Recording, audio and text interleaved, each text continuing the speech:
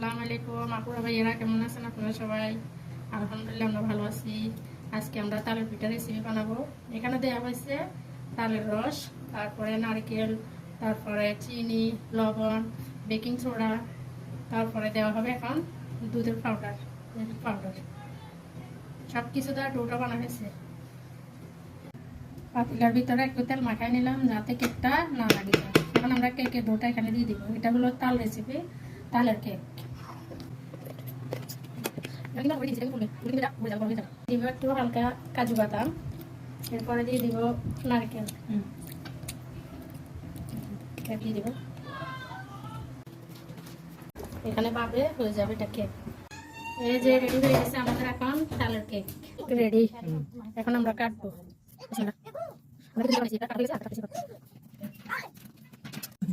ওই যে দেখেন কত নরম হয়েছে, একবার কেক দেখছেন।